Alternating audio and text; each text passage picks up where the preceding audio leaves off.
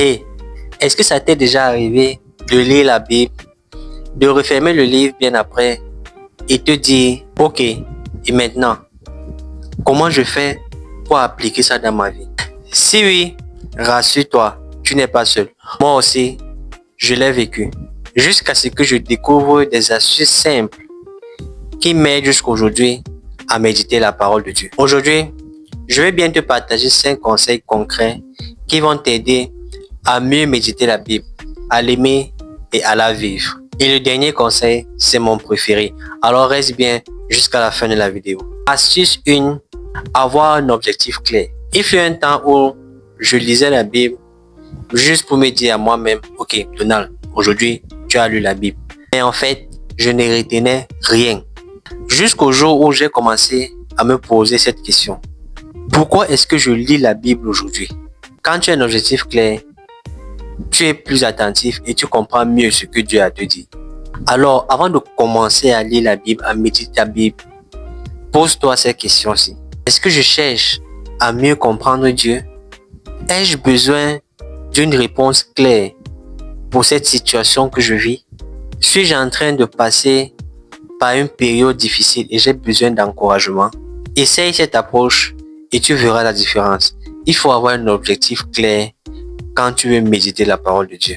Sans objectif clair, tu vas tâtonner et tu ne vas rien retenir et tu ne sauras pas ce que Dieu attend de toi. La deuxième astuce, c'est d'utiliser la méthode Lectio Divina. Alors, ça peut paraître un peu savant comme mot, mais c'est très simple. C'est une méthode qui repose sur 4 étapes. La première étape, c'est la lecture. Choisis un passage dans la Bible et prends ton temps. Tu peux décider de lire sur l'histoire de David. Tu peux décider de lire sur l'histoire d'Abraham. Mais choisis un passage biblique et prends ton temps. Le deuxième point, la deuxième étape, c'est la méditation.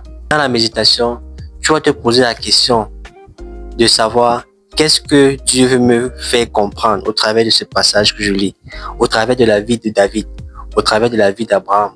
Quel est le message que Dieu me transmet? Qu'est-ce qu'il faut que je retienne de cette lecture? La troisième étape, c'est la prière. Réponds à Dieu avec tes propres mots, avec ce que tu lis, avec ce que tu médites.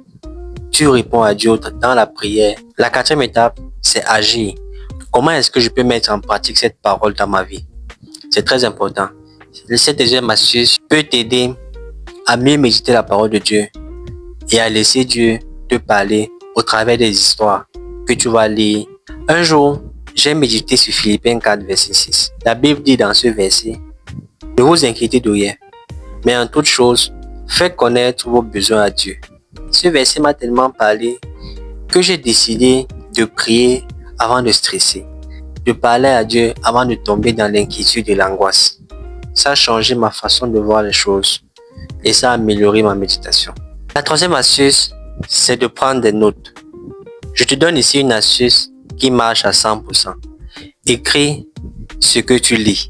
Je sais, beaucoup aiment souligner, mais quand tu prends des notes, tu fixes ce que Dieu te dit. Moi, j'ai mon carnet où je note le verset biblique qui m'a marqué, le message que je retiens de ce passage et comment je peux l'appliquer dans ma vie de tous les jours. Et quand je décide de relire mes notes plus tard, des mois et des années plus tard, je me rends compte à quel point Dieu m'a parlé au travers de sa parole. La quatrième astuce, c'est de suivre un plan de lecture. Avant, j'ouvrais ma Bible au hasard. Vraiment, ça ressemblait plus à une chasse au trésor qu'à une méditation. Jusqu'à ce que je commence à suivre un plan de lecture. Et là, révélation, c'est révélation. Le plan de lecture m'a permis de lire ma Bible de manière structurée. Deuxièmement, de ne pas rester coincé sur les mêmes passages. Et ça m'a également permis de voir comment toutes les histoires bibliques s'assemblent. Lire l'Ancien Testament et aller lire bien après le Nouveau Testament te permet de voir à quel point les deux testaments sont liés et ça te pousse à plus méditer. Et dans cette méditation-là, tu te rapproches de Dieu et Dieu peut facilement te parler. Moi, je vais te conseiller de suivre un plan thématique. Si tu passes par des moments difficiles, trouve des passages bibliques qui vont t'aider à surmonter ces épreuves-là. Choisis de méditer sur des passages bibliques qui parlent de la foi et de la paix.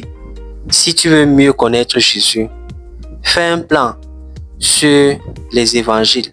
C'est pour cette raison que je te conseille cette vidéo où je parle des 4 évangiles. Tu auras une introduction claire sur le Nouveau Testament et tu verras comment Jésus est révélé dans chaque évangile. La 5e astuce, c'est de partager ce que tu as appris. Là, c'est mon astuce préférée. Tu dois partager ce que tu médites. Laisse-moi te dire pourquoi. Quand tu racontes à quelqu'un ce que Dieu t'a appris au travers de la méditation de la parole, premièrement, ça solidifie ta compréhension. Deuxièmement, ça bénit la personne qui écoute. Et troisièmement, ça t'encourage à continuer à méditer, à continuer à chercher Dieu au travers de la méditation de sa parole. Moi, ce que j'aime faire de temps en temps, c'est de partager ce que j'ai lu avec des frères et sœurs. Et ce qui est marrant, c'est que c'est pile le message dont ils ont besoin. Partage en commentaire un verset biblique qui t'a touché récemment. J'ai hâte de lire ça. Alors, dis-moi en commentaire également quelle astuce tu vas utiliser en premier. Alors, si cette vidéo t'a aidé, laisse un pouce bleu et partage la vidéo. Active également la cloche de notification pour être la prochaine personne informée lorsque nous allons publier une nouvelle vidéo.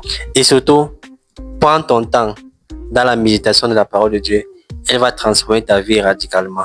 On se retrouve très bientôt pour une nouvelle vidéo. Que Dieu te bénisse abondamment.